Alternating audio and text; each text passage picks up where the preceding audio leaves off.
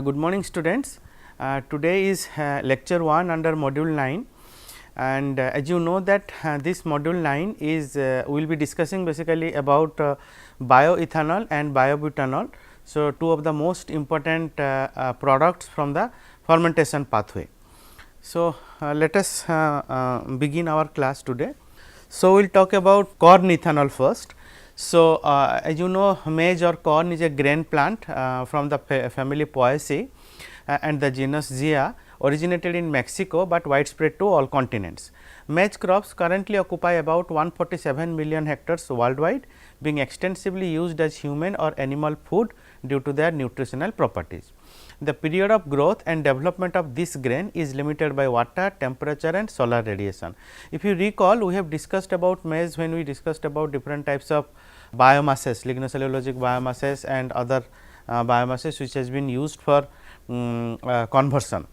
So, drought, extreme temperatures lower than 10 degree centigrade and higher than 30 degree centigrade and low light intensity affect negatively corn productivity. Taking as basis the world's largest maize ethanol producer, that is United States, harvesting process is carried out mechanically, where the corn cob is separated from the kernel, so that grains are extracted while the cob with the straw are left in the field to improve the soil fertility. So, this is a table which will make you understand about the global corn production and the yield from 2015 and 2017 in million metric tons.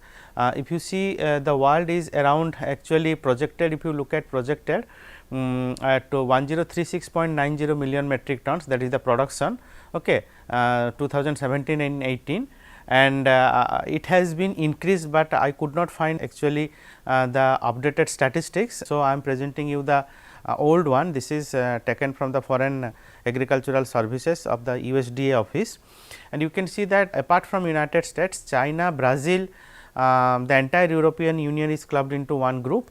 Argentina, Mexico and even India is contributing towards the global production in a substantial way. So, corn undergoes many pre-processing steps before it can be considered ready for fermentation for ethanol production. However, as a basic first step post harvest, corn is shelled to remove kernels from the cob, followed by separation from the impurities such as stones and sticks by screeners or scalpers before getting stored in the silos. Subsequently, a commercially well established large scale biotechnological process is employed via three broad steps. So, the first step is the conversion of starchy feedstocks into fermentable sugars. So, this also happens via three major sequential unit operations, namely milling, liquefaction and enzyme based saccharification.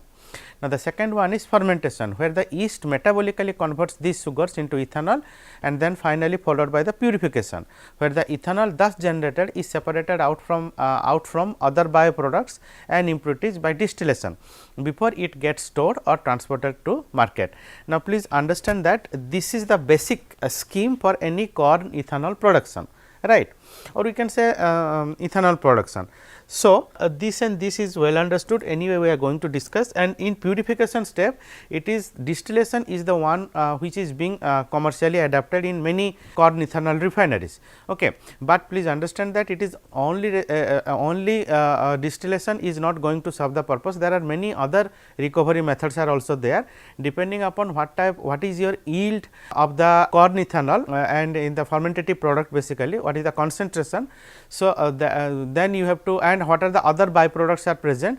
So, that will decide eventually whether you are going to have only distillation, a series of distillation, or you will have to combine some other unit operations along with distillation, so as to have a hybrid recovery process. Milling is the very first unit operation in the biotechnological process described earlier. So, based on how the grain is milled for ethanol production, this step is categorized into two methods. First is wet milling and then dry milling. So, we will discuss in detail about these two. So, wet milling is what? Now, if the grain is first soaked into water to fractionate it into its individual components such as starch, fiber and germ, which are then processed separately, then it is called wet milling process. And what is dry milling? Now, if the whole grain and the residual components are separated at the end instead of the beginning of the process, then it is called the dry milling process. So, this is the basic difference between two milling processes. The wet milling process process results in production of a number of co-products such as gluten feed, gluten meal, food grade corn oil and distillers grain with solubles, which is called as DGS. It could separate individual components of corn grain prior to processing. So, this is the schematic where you can understand that how the fuel ethanol is being produced along with the various unit operations. So, let us just glance through it in a quick way. So, is the grain storage, right, then it goes for milling. Now, this milling can be dry milling or wet milling, then you go for cooking, liquefaction, then the fermentation. This is the main fermentation reactors, bioreactors. Okay. Once it is done, so then you will go for distillation, where your fuel ethanol will be recovered and you will get the solid residues and apart from that certain value added components which are present as byproducts, but not essentially required in the fuel ethanol components. Then you go for storage and fuel to market. These solids products we can also make value added products out of this. So, you dry them, then it goes to DDG, which is called the dry distillers grain, and also can be sold out as a product. So, let us understand wet and dry milling in a better way again. So, in the wet milling, the corn kernel is soaked in water and diluted sulfuric acid almost 24 to 36 hours at 52 degrees centigrade before grinding the kernels into mash in order to facilitate the grain component segregation. Now, this soaking separates the germ, gluten, fiber and starch, being the first component processed into corn oil or sold to oil producers, and the other separated from starch using centrifugal, screen and hydroclonic separators. The remaining liquor is concentrated and dried with the fiber component resulting in the corn gluten, which is sold as feed to the livestock industry. The gluten component, that is protein, is filtered and dried to produce the corn gluten meal product. The starch is sent to the saccharification process and then to the subsequent steps of ethanol production, the usual steps, okay, followed by fermentation, distillation and all. And in the dry milling process, the whole corn kernel is ground into a fine powder and mixed with water to form a mash, in which the liquefying enzymes such as amylase are added to break down the starch into simple sugars. Now, ammonia is also added for pH control and as nutrient for the yeast in the posterior fermentation step. The mash is then cooked to avoid bacterial contamination and proceed to saccharification step, in which liquefied starch is hydrolyzed to glucose with saccharifying enzymes such as glucoamylase. So, after cooling, the mash is sent to subsequent steps for ethanol production. Co-products of the dry milling process include distillers grain, which is used as a animal feed, also known as the distillers dried grain with the solubles, or it is short form is DDGS, and carbon dioxide. So, this is the flow chart showing various steps of the dry milling and wet milling process. So, corn flour production and mash formation in the dry milling process, it starts, then it followed by saccharification, fermentation, distillation and then DDGS formation. Okay. Now, similarly, in the wet milling also we start with steeping. Now, steeping followed by grinding and separation, where you remove starch and separate starch, and then others are gluten and fiber components, which can also be converted to animal feed. Now, the starch again whatever it is there, so it can goes to saccharification, fermentation, distillation and the usual process. So, from here down it is the usual common processes in both the wet milling and dry milling, and the difference is we have already discussed. Okay. The glucose rich mash obtained after saccharification step, regardless of the milling type, actually proceeds to the fermentation process, which normally takes about 30 to 40 hours at mesophilic temperatures. Now, in order to reduce the residence time of reactors, the application of simultaneous saccharification and fermentation, which is known as SSF, is widely used, whereas glucoamylase and yeast, usually Saccharomyces cerevisiae, are added simultaneously. The resulting mixture containing about 15% ethanol and solids from the grain and added yeast is pumped to a multi-column distillation column, where the ethanol is separated from the remaining stillage. This liquid stream is centrifuged to obtain the thin stillage, which is often recirculated in the process for better exploitation of sugars. From distillation, 93 to 95% pure ethanol is obtained, which is dehydrated to approximately 99% pure ethanol in a molecular sieve system. What this molecular sieve will do? Let us understand. Okay. So, molecular sieves are composed of a microporous substance in which the water molecules are only trapped and adsorbed inside their molecular structure, whereas the larger ethanol molecules will flow around them. So, that means it will not adsorb them. So, the ethanol is then denatured with 1.76 to 5% natural gasoline that is being added actually to render it undrinkable. Okay. So, that is free of beverage alcohol tax and stored in large tanks for eventual shipment. A representative scheme for the corn ethanol is being shown in the figure, we will try to understand.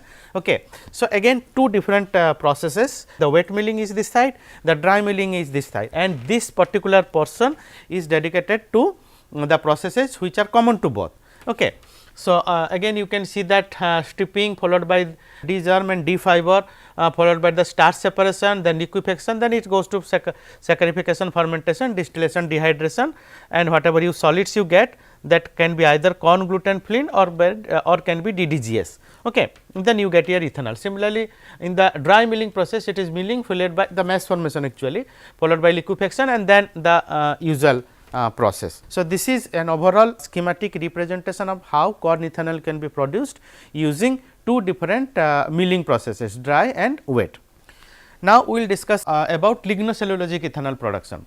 Among the components of biomass, lignocellulose is the most abundant with the production of almost 170 billion metric tons per year. The different sources of lignocellulosic biomass are agricultural residues, agro wastes, forest biomass, forest wastes, industrial wastes, municipal solid waste, etc. Now, if you recall, we have already discussed about lignocellulosic biomass, different types of biomasses, their characteristic features, everything earlier. So, we are just quickly go through again in a nutshell. Okay. So, lignocellulosic biomass consists of the following three major components: cellulose around 40 to 60%, hemicellulose around 20 to 40% and lignin is the rest 10 to 25%, which are intertwined together to form a lignin carbohydrate complex, which are also called as LCC. To date, most commercial biorefinery processes focus on the exploitation of cellulose and hemicellulose, whereas the lignin fraction is still treated as a waste product. But if you recall, we have already discussed about how and why lignin should also be treated at par with other components such as cellulose and hemicellulose, because lignin is a very high value commercial chemical. Okay. Now, that lignin can be converted to various other components, it can be converted to fuel also, and apart from that other chemicals via lignin biorefinery, which we have already discussed. Okay. I hope you can recall that, right. So, this is the different types of lignocellulosic biomasses. We have already discussed this in one of our subsequent classes, but I feel that it is better to show you once again in a nutshell, so that the flow of this particular lecture will be retained. Okay. So, just quickly we are going through, we have different types of biomasses and what are listed under them. So, dedicated whole plants, agricultural residues, agro waste, forest wastes, okay, industrial waste, municipal solid waste. And this table too, it gives a brief description and bioethanol potential of different lignocellulosic biomasses sources. So, if you look at quickly perennial grasses, so the potential can be 0.9 to 37 tons per hectare, that is the biomass growth, and you can see the potential ethanol yield is almost 160 to 460 liters per ton. Okay. Though not very good, but it is okay. So, because whenever we talk about lignocellulosic biomasses, we never depend upon a single biomass. So, there are various types of biomasses that can be combined together and processed, so that your entire biorefinery will become sustainable. If you look at the agricultural residues, so the ethanol production is almost 235 to 450 liters per ton. Similarly, municipal solid waste, the amount is of course less 154, but again you need to understand that we are converting municipal solid waste, which is already a waste, into some value added products. So, it is always a win-win thing, only we need to take care of the process economics and sustainability. The production of second generation bioethanol starts with the collection of lignocellulosic feedstock and then its transportation to the plant side. If you remember again recall, let me tell again, is that transportation is one of the major cost, okay, that contributes to this lignocellulosic biofuel production. Now, depending on the feedstock, an appropriate pre-processing step, either grinding, milling. So, all these mechanical pre-processing steps is realized to obtain the adequate feedstock particle size. So, that you can transport it easily, something to do with your bulk density and all. Okay. So, after this pre-processing, second generation bioethanol is produced using a process involving the following primary steps. So, the first is pre-treatment, followed by hydrolysis to sugars, then fermentation and product upgrading, right. Now, there is a pre-treatment which is not present in the corn ethanol production. Okay. So, you can tell sometimes that milling is a type of pre-treatment, but it is not separately grouped under a pre-treatment category. So, this bioethanol production includes a separate hydrolysis and fermentation which is known as SHF. Now, using SHF process, the temperature from the enzymatic hydrolysis and fermentation temperature can be optimized independently. So, this is one of the most important thing. Moreover, SHF also permits to recycle the yeast fermentation, which is not the case with the other alternatives like your SSFs, okay, because you are carrying out the entire thing in a single reactor system. This is the process flow diagram for the cellulosic ethanol production from the beginning, that is from the biomass procurement and storage to that of the end fuel. So, lignocellulosic biomass, that is procured, then store, then transported to this biorefinery. Okay. Then you grind it, pre-treat it, enzymatic hydrolysis, then you go for fermentation, then go for distillation, where you purify ethanol, then ethanol storage and subsequent use. Now, lignocellulosic biomass pre-treatment, if you try to recall, we have discussed in extensively. Okay. I have told you what are the different types of pre-treatment methods, what are the pros and cons of each of the pre-treatment methods. So, I am not going to discuss it once more, we will just quickly in a single slide try to understand what are the different pre-treatment methods and try to recall it. Okay. So, the physical, you can see under physical extrusion, pulsed electric energy, liquid hot water, which is one of the most important one, mechanical irradiation and pyrolysis, right. Then under chemical, so alkali acids, so these are very important class of pre-treatment methods, especially acid which is dilute acid, okay. Solvolysis, oxidative processes, hydrotrophs, ionic liquid, salts. Then we go for a combination of physical and chemical, which is called physicochemical, steam explosion, FX, the ammonia fiber explosion, ultrasound assisted chemical pretreatment, microwave assisted chemical pretreatment, microwave assisted pyrolysis, which is also gaining a lot of interest, research interest nowadays, combined pretreatment. Then we have biological. So, biological pretreatment processes are, they are benign process, they are good. The only thing is that they takes long time. So, when you are actually talking about a biorefinery concept, then biological somehow do not fit if you talk about the process time it takes. Okay. So, enzyme based, microorganism based, and of course, you can have microbial consortium. Let us talk about the detoxification. Although pre-treatment is an essential step for converting the lignocellulosic biomass into ethanol, it has a major side effect on the overall process due to generation of lignocellulose derived byproducts under the pre-treatment conditions that act as inhibitors for enzymes and fermenting microorganisms in the subsequent steps if their accumulation is sufficiently high. The byproducts produced during pre-treatment include sugar acids, acetic acid, formic acid, libulinic acid, HMF and furfural. You know, HMF is one of the very high value chemical, it is a fuel additive, okay. And other byproducts are also having certain commercial value. Now, most of the lignocellulose derived inhibitors are produced when hemicellulose and lignin degraded during pre-treatment, whereas cellulose and extractives of the biomass may be the source of inhibitors being affected unintentionally by the pre-treatment conditions. I will show you it in figure 7. So, the next I will show you. So, the pre-treatment inhibitors can be categorized into 3 major groups based on their origins. So, first is the aliphatic acids, then furan derivatives and phenolic compounds. You can have a look here. So, this is the different types of inhibitors that is generated from degradation of different compounds in the lignocellulosic biomass, okay, after the pre-treatment under acidic conditions. So, arrows indicate tentative formation pathways. So, you can see let us look at this cellulose first. Okay. So, cellulose is giving us oligosaccharides and disaccharides, hexose sugars like glucose, mannose and all these things which we need actually. Okay. Hemicellulose is giving us pentose and all, furans and then aliphatic carboxylic acids.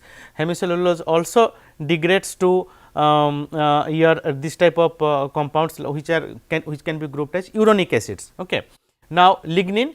So, lignin gives us benzoquinones, phenylic compounds, the major component of actually lignin. Okay. lignin also can degrade and gives us certain very few amount of course uronic acids. Then apart from that we have extractives and ash. Okay. So, this is a broad understanding that how different byproducts are getting generated and what is their pathway. Okay. So, it is very complicated, it is not so easy, and various researchers have tried to actually simulate then study the pathway through which actually these different byproducts are forming. Okay. So, certain strategies have been suggested to counteract the problems with inhibitors that include both alternative measurements for the conversion process and the treatment of the pretreated biomass to remove or neutralize inhibitors using biological, physical and chemical methods. However, type and quantity of inhibitors depend on the pretreatment methods applied, and it is taken into consideration prior to selecting a detoxification method. Detoxification may be essential if strongly inhibiting hydrolysates are fermented. High quantity of inhibitors accumulate in the fermentation broth due to recirculation of streams, or when a fermenting organism with low inhibitor tolerance is used. The detoxification method should selectively remove inhibitors and be cheap or low cost, you can say, and easy to integrate into the entire process scheme. So, this table make you understand about the strategies and techniques to overcome the inhibitors problem during ethanol production from LCB. So, if you look at the strategy, the first one is feedstock selection and engineering. So, what is the approach? Approach is that selection of biomass with less recalcitrants and those generate less inhibitors during pretreatment. So, this can be done when you screen biomass for your fermentation. Okay. So, remarks is that the drawbacks can be something like that, the limitation of using broad range of LCB. There are many n number of LCBs, how many you are going to screen. So, this is an experimental screening you have to do to make you understand. Then the option for short rotation crops dedicated to biorefining through sugar platform process, this is one of the important outcome. Let us talk about one more. So, chemical additives. Okay. So, treatment of the pretreated biomass, right. So, if you talk about alkalis, okay, then more chemicals needed. So, and reducing agents such as diethionate and also. So, some methods require additional process step. So, purify certain other chemicals. So, if you talk about then liquid extraction, so you use ethyl acetate, supercritical fluid extraction, though it is a costly, but it is a very good process, trialkyl amine. So, requirement of additional chemicals and time. So, every strategies and techniques need to be fixed based upon what is your feedstock. Okay. Now, in lignocellulosic biorefinery, the feedstocks keeps on varying. So, you have to optimize the process parameters again and again when you are actually mixing the or changing a whole range of biomass from one particular biomass composition to another biomass composition. That can also be done, and it is being practiced also. Okay. Otherwise, you cannot have a sustainable biorefinery. Then the next step is hydrolysis. So, cellulose and hemicellulose present in the lignocellulosic biomasses are required to convert into fermentable sugars through a process called hydrolysis. In most cases, the outcomes of the pretreatment process are two fractions, such as first is the water insoluble solids. So, they contain mainly cellulose and lignin, and then a liquid fraction that contains the hemicellulose. Now, based on the pretreatment method and conditions, hemicellulose may be either almost completely hydrolyzed into its monomeric sugars and then can be converted into ethanol during the fermentation without further hydrolysis process, or it can be converted into oligosaccharides if it undergoes complete depolymerization and require further hydrolysis prior to subjecting to the fermentation process. The dominant sugars in hemicellulose are mannose in softwoods and xylose in hardwoods and agricultural residues, along with a small amount of arabinose and galactose. Even though a small portion of cellulose may also be converted into glucose and other pretreatment condition, most of this carbohydrate remains unreacted and requires a further hydrolysis. On the other hand, liquid fraction contains monomeric sugars or oligosaccharides of hemicellulose. In general, conversion of hemicellulose and cellulose into their monomeric sugars involves either acid or enzymatic hydrolysis. So, we will talk about acid hydrolysis. Acid hydrolysis can be done via two approaches, such as dilute acid treatment at high temperature and pressure with a short reaction time ranging between seconds and minutes, and then a concentrated acid treatment at low temperature and it takes long time. The major problem with acid hydrolysis are the requirements of either recovery or neutralization of the acids prior to conducting fermentation and production of large amount of wastes. Mostly sulfuric acid is used in either approaches of acid hydrolysis, although other inorganic acids such as hydrochloric acid, nitric acid, trifluoroacetic acid, phosphoric acid have also been reported for use for this purpose. Dilute acid hydrolysis is generally applied for the purpose of hemicellulose hydrolysis and as a way of pre-treatment of cellulose to make it more accessible to enzymes. However, both carbohydrate polymers can be hydrolyzed in with dilute acid requiring a two-stage hydrolysis process, where the first stage is carried out at low temperature to maximize the hemicellulose conversion. On the other hand, the second stage involves high temperature ranged between 230 degree centigrade to 240 degree centigrade to convert cellulose into glucose. The major drawbacks of cellulose hydrolysis using acid are the requirements of high temperature and high risk of the production of inhibitors through degradation of sugars. The most commonly used concentrations of sulfuric acid and temperatures during dilute acid hydrolysis ranges from 0.5 to 1.5% and 120 to 160 degree centigrade. So, this is the range. Okay. You need to optimize it for a particular biomass. Then the next is the concentrated acid hydrolysis. Now, this can be applied for depolymerizing both hemicellulose and cellulose. So, this is the advantage of this process. Like dilute acid hydrolysis, sulfuric acid, hydrochloric acid or TFA can also be used in concentrated acid hydrolysis in a concentration range between 41% for HCl and almost 100% for the TFA. Now, reaction times in this kind of acid hydrolysis are generally much longer than the times required for dilute acid hydrolysis. However, concentrated acid offers a complete and rapid conversion of cellulose to glucose and hemicellulose to 5 carbon sugars. Again, this is one of the best thing about this concentrated acid hydrolysis. So, this process has been shown interest due to its moderate process temperature and without requiring costly enzymes. However, corrosion of the equipment with high concentration of acid is a major drawback of this hydrolysis technique. So, you need to invest so much about the equipment. Okay. Then the enzymatic hydrolysis. Now, this has been considered as one of the most promising green and effective process due to enzyme specificity to the substrate working at relatively lower temperatures and generation of minimum inhibitors. So, the major enzyme systems used in the hydrolysis of lignocellulosic biomasses include cellulases, hemicellulases such as xylanase and ligninase. So, cellulase is a mixture, it is a cocktail of enzymes, okay, mixture of enzymes that acts synergistically on cellulose and converts it into glucose. So, you need at least 3 enzymes to make the cellulose cocktail are required in a typical cellulose system for the bioconversion of cellulose into glucose. So, that include endo-1,4 beta glucanase or carboxymethyl cellulases or then exoglucanase or cellobiohydrolase or and beta glucosidase. So, these 3 are minimum required. Okay. So, unlike cellulose, hemicellulose is chemically quite complex and its degradation requires more specific and multiple enzyme systems. A typical hemicellulose system includes endo-1,4 beta xylanase or endoxylanase, xylan 1,4 beta xylan esterase, then there are so many other enzymes which are being listed here. Okay. Now, the major enzymes of lignin degradation are lignin peroxidases, manganese peroxidases and lacazases. So, enzymes involved in the enzymatic hydrolysis of cellulose, hemicellulose and lignin. So, I have shown you a picture, you can see this. So, this is the different types of enzymes that are involved in the enzymatic hydrolysis of cellulose, hemicellulose and lignin. So, the first one here, this is cellulose, here this is hemicellulose structure, okay, and this is lignin.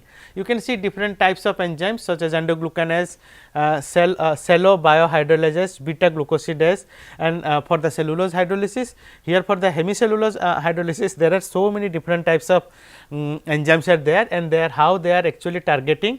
Okay. So, these the components you can understand. So, this particular component is corresponds to D-xylose, okay, which is present in your hemicellulose. Similarly, this is this small one where the red enzyme is being shows, the red enzyme is basically acetylase esterase, and this particular component is an acetyl group. Okay. And lignin is a very complex structure. So, lignin also being degraded using different enzymes such as lignin peroxidase, then versatile peroxidases, you can have a cocktail also, and manganese peroxidase and of course, lacases.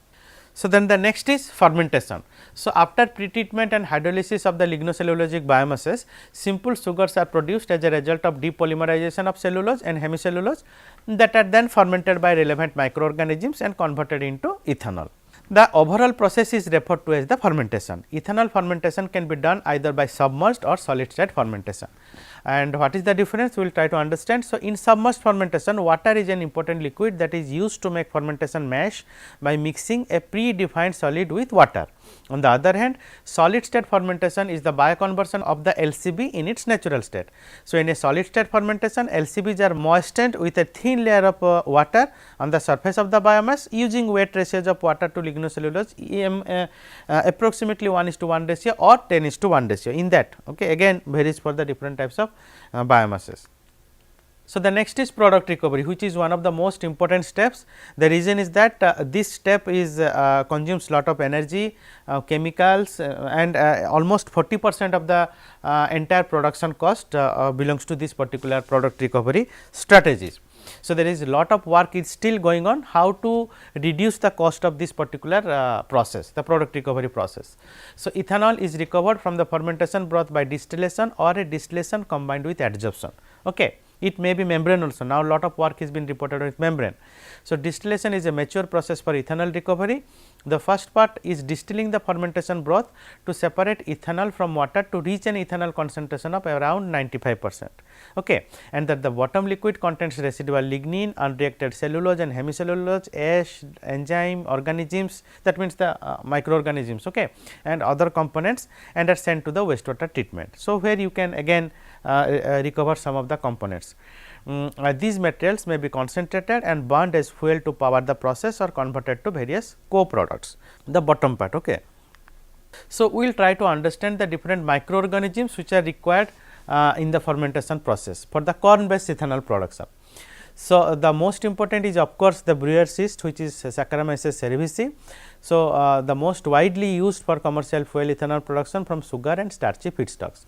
Saccharomyces cerevisiae has dominated this sector as the biocatalyst of choice, mainly because of the advantages it attributes it has acquired during natural evolution process over the ethanol producing microorganisms. So, what are these attributes? So, these are measure are extremely high ethanol tolerance. This is the most important part of this Saccharomyces cerevisiae use, can grow under stringent anaerobic conditions, is least affected in the presence of oxygen. So, these are very important attributes. So, the best known strain of Saccharomyces cerevisiae isolated so far and used industrially can convert almost 95% of the sugar directly into ethanol. So, Saccharomyces cerevisiae is a naturally adapted ethanol fermenting microorganism with a very high tolerance to ethanol, almost 150 grams per liter, and chemical inhibitors compared to other well known natural ethanol producing organisms such as Zymomonas mobilis.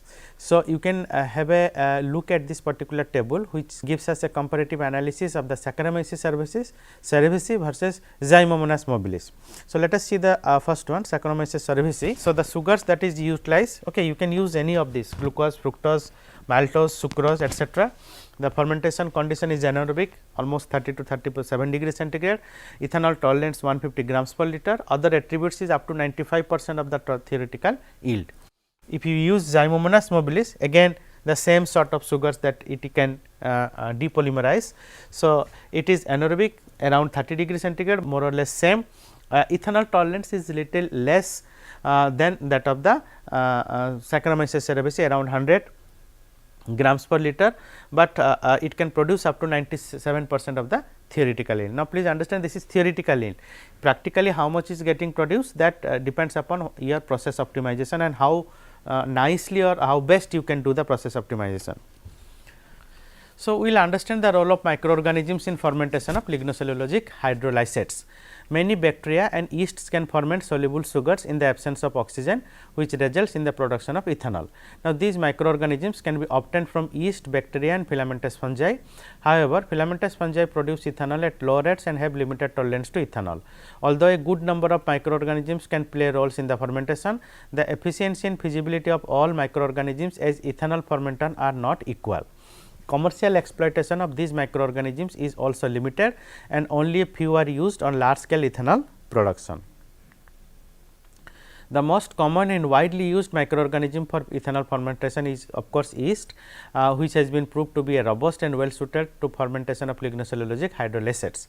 It can efficiently ferment 6 carbon sugars, but hardly pentoses, okay, due to the lack of enzymes that convert xylose to xylulose. The common bacterial species used for ethanol fermentation is a gram negative bacteria, which is this Zymomonas mobilis. Some thermophilic anaerobic bacteria such as Thermoanaerobacter ethanolycos, Clostridium, then Thermoaminobacter mathrini, Brochi, Clostridium thermosaccharidolyticum. So, these are all investigated for lignocellulosic ethanol production. The performance of any microorganism as ethanol fermenter can be evaluated based on the efficiency under the different process conditions. This I was talking about now, process optimization condition and all these things. So, these are the parameters you need to be optimized: wide temperature range, pH range, ethanol tolerance, growth rate, ethanol productivity, osmotic tolerance, specificity, ethanol yield, genetic stability and inhibitor tolerance. The characteristic of an ethanogenic microorganism to be involved in like lignocellulosic ethanol production includes its capability to utilize multiple sugars. That is the very important thing, because when you talk about LCB, we talk about cellulose, hemicellulose both. We want to convert both these sugars. Okay. So, then high ethanol yield, it must tolerate to high ethanol concentration, it should have high ethanol productivity, good growth in simple and inexpensive media, capability to grow in undiluted fermentation broth with resistance to inhibitors and ability to retard contaminants under the growth condition. So, this particular table will tell you about the potential of some of the selected microorganisms in lignocellulosic bioethanol production. Okay. So, you can have a look at later. Okay. The font sizes were very small. Okay. So, if you take a screenshot and then you can read later on. So, all species are listed here, mostly which are being used commercially also. Saccharomyces cerevisiae, then recombinant Saccharomyces cerevisiae, that means genetically modified. Okay.